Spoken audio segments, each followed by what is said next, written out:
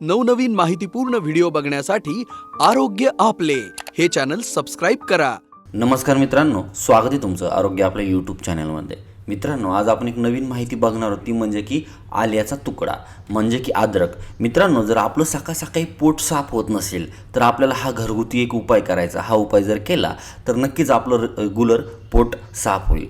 तर मित्रांनो, सकाळी पोट व्यवस्थित साफ होणं ही एक शरीराची दैनंदिन आणि आरोग्यासाठी एक महत्त्वाची गोष्ट आहे। मात्र बदललेली जीवनशैली, कमी पाणी पिणे, आहारात तंतुमय पदार्थाचं कमतरता, सतत बसून राहणे किंवा अनियमित वेळेला जेवण यामुळे अनेक बुद्धिगोष्टीचा त्रास देखील होतो। पोट साफ न झाल्यामुळे पोट फुगणे, जडपणा, गॅस आणि अस्वस्थता जाणवू शकते। अशावेळी घरच्या घरी केलेल्या जाणारा एक सोपा उपाय म्हणजे आल्याची चकती।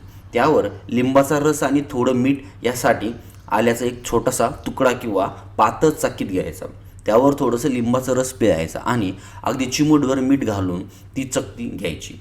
ही उपाय लोकांना पचनक्रिया सुरळीत होण्यास आणि आतडीची हालचाल होण्यास मदत करू शकतो। मात्र याला पोट साफ करण्याचा हमखास उपाय समजू नये। या आल्याचा वापर पारंपरिक पद्धतीने पचनासाठी केला जातो। त्यातील नैसर्गिक घटक पचनसंस्थेच्या हालचालींना चालना देण्यास मदत करू शकतात। यामुळे जेवल्यानंतर पोट फुगणे, गॅस किंवा जडपणा जाणवत असेल तर आले हे काही प्रमाणात आराम देऊ शकते।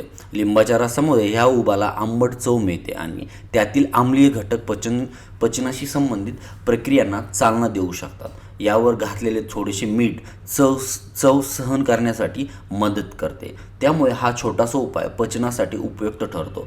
पण केवळ हा उपाय केल्याने बुद्धिकोष्ठात कायमची दूर होईल असं नाही। पोट नियमित साफ राहण्यासाठी दिवसभर पुरेसं पाणी पिणे, फळे, भाज्या, कडधान्य आणि इतर तंतुमय पदार्थ आहारात घेणे, तसेच रोज थोडी शारीरिक हालचाल करणे महत्त्वाचं आहे।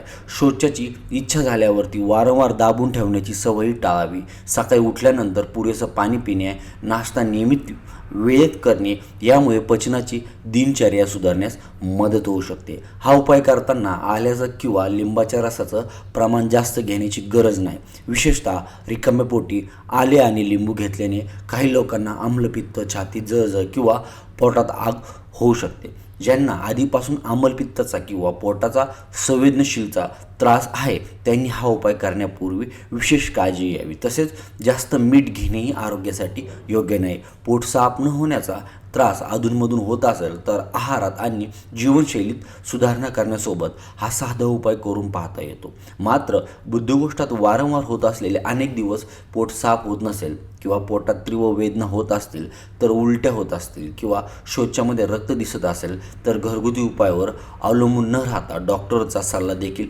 घेणे आवश्यक आहे। योग्य आहार, पुरेसे पाणी आणि नियमित हालचाल या सवयी पोटाचा आरोग्य चांगलं ठेवण्यास आणि अधिक महत्त्वाच्या आहेत। तर मित्रांनो, ही होती आपल्या पोटासंदर्भाची एक छोटीशी माहिती कशी वाटली कमेंट करून नक्की कळवा। धन्यवाद।